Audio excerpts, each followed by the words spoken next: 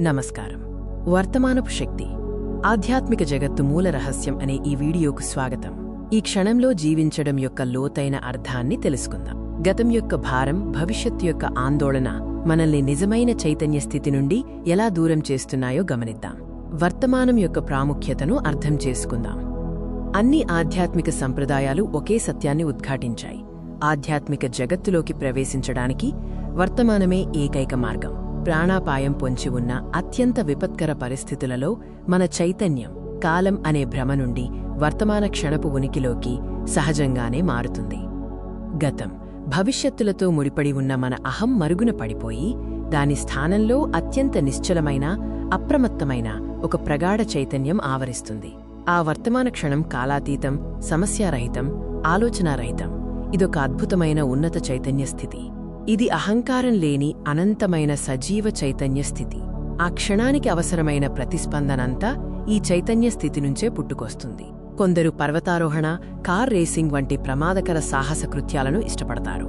దీనికి కారణం ఏమిటంటే, ఆ క్షణపు ఉత్కంఠ వారిని బలవంతంగా వర్తమానంలోకి లాగుతుంది. ఒక్క క్షణం ఏమరుపాటుగా ఉన్నా ప్రాణాలకే ప్రమాదం. ఆ ఉన్నత స్థితిని అనుభవించడానికి మీరేమీ ప్రమాదకరమైన పర్వత శిఖరాలను అధిరోహించాల్సిన అవసరం లేదు. ఇక్కడే, ఈ క్షణంలోనే ఆ చైతన్య స్థితిలో ప్రవేశించవచ్చు. ప్రాచీన కాలం నుండి ఎందరో ఆధ్యాత్మిక గురువులు ఈ సత్యాన్ని ఉద్ఘాటించారు. అయినప్పటికీ ఇది ఇంకా ఒక రహస్యంగానే మిగిలిపోయినట్లు అనిపిస్తుంది. ఆధ్యాత్మిక జగత్తులోకి ప్రవేశించడానికి వర్తమానమే ఏకైక మార్గమని ఆధ్యాత్మిక గురువులు స్పష్టం చేశారు. బైబిల్లోని ఈ వాక్యాలు తరచూ వినిపిస్తాయి: రేపటి గురించి చింతించకండి, రేపటి ముచ్చట రేపే చూసుకుంటుంది. కాని వీటి లోతును చాలామంది గుర్తించడం లేదు. ఈ బోధనలు కేవలం పఠించడానికి మాత్రమే కావు. వీటిని ఆచరణలో పెట్టి జీవించినప్పుడే మనలో ఒక ప్రగాఢమైన అంతర్గత పరివర్తన కలుగుతుంది. జెన్ తత్వం, సూఫీ తత్వం వంటి అనేక సంప్రదాయాలలో వర్తమానం అత్యంత ప్రధానమైనదిగా చెప్పబడింది. జెన్ తత్వానికి మూలసారం అంతా వర్తమానం అనే పదునైన కత్తి అంచుమీద నడవడమే, అంటే సంపూర్ణంగా ఈ క్షణంలో జీవించడం. ప్రసిద్ధ జెన్ గురువు రింజాయ్ తన శిష్యులను కాలం నుంచి మరల్చడానికి ఇలా అడిగేవారు: సరిగ్గా ఈ క్షణంలో నీకు లోపించినది ఏమిటి?